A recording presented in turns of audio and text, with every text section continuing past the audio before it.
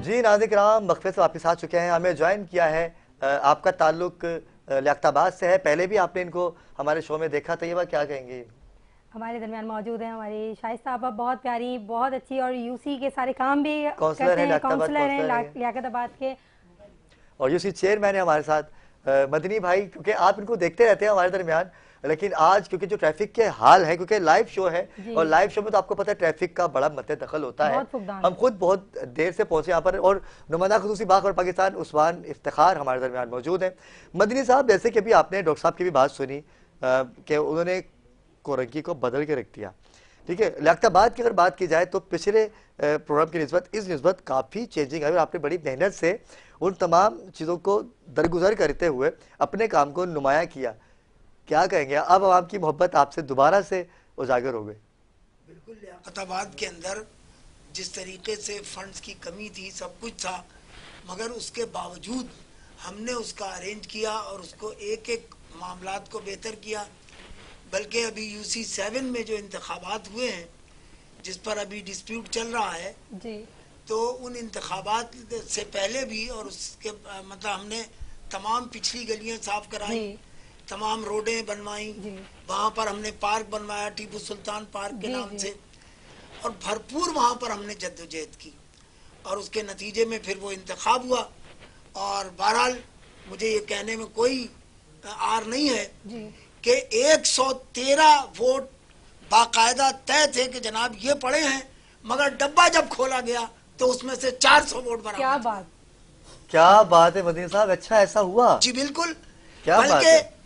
एक साहब पता नहीं मजीद वोट उसमें डाल रहे थे या क्या कर रहे थे कि जब डब्बा खोला गया तो उनका ओरिजिनल शनाख्ती कार्ड भी उस डब्बे में से बरामद। वाह वाह वाह, इतनी मोहब्बत आपसे, क्या बात है, क्या बात है।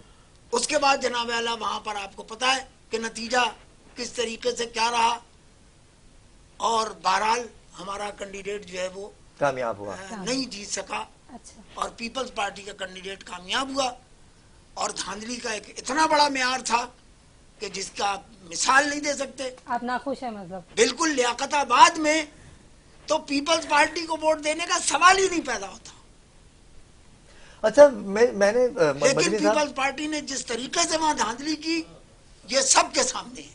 मदनी साहब, ऐसा नहीं कि जब भी हम हारते हैं तो हम यही प्रेस कॉन्फ्रेंस में बोलते हैं कि भाई हमारे साथ धांधली हो गई, यही पीटीआई का भी था, अब जमात इस्लामी का भी क्या ऐसा ही? आपकी सही है कि ये कहते हैं हार के बाद धांधली हो गई, बिल्कुल सही है, मगर हम तो आपको सबूत दे रहे हैं कि एक डब्बा जहां 113 वोट पड़े हों अलफला स्कूल में, वहां डब्बे में से 400 वोट बरामद हो रहे हों, तो इसके बारे में आप क्या कहेंगे?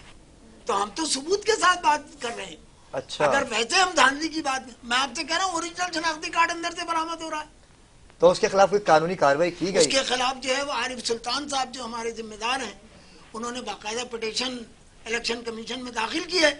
मगर जो कुछ मेयर के लाने के साथ धांधली का मामला हुआ, बल्कि अगर धांधला कहें तो उससे बेहतर कुछ और बात नहीं होगी। जो मामला हुआ उसके नतीजे के अंदर मेयर साहब जैसे तशरीफ लाए, 19 वोट हमारे थे, उसके बाद उन्होंने कुछ लोगों को बंद किया, कुछ किया, उसके बावजूद कोई बहुत ज्यादा वोटों से वो मेयर नहीं बन पाए, मगर हमारा मेयर जो है वो रह गया। तो ये इतनी बड़ी धांधली है जो पूरी दुनिया के अंदर मशहूर है, लोगों के सामने है। अल्लाह भाई, इनसे मैं ये पूछना चाहूंगा, शाइस्ता सुगरा से, उस्मान में आपकी तरफ आऊंगा। शाइस्ता सुगरा हमारे दरमियान मौजूद हैं, आप टाउन काउंसलर हैं।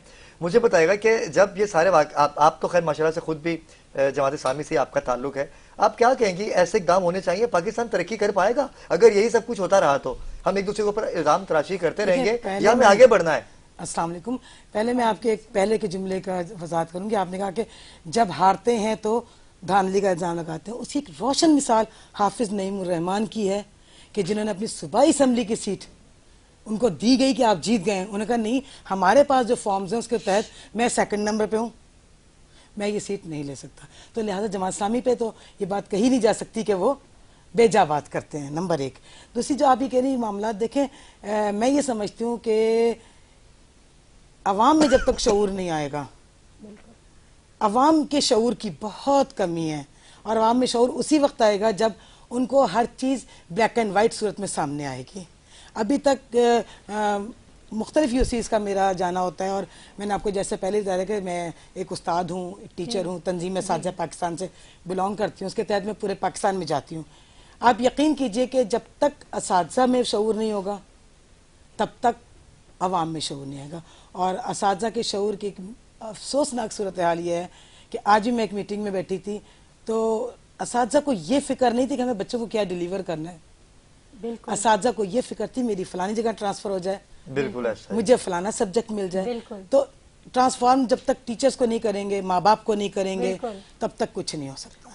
अच्छा, आपने कहा कि अवाम को शऊर नहीं है, बिल्कुल। अवाम का शऊर जो है वो बेदार होना चाहिए।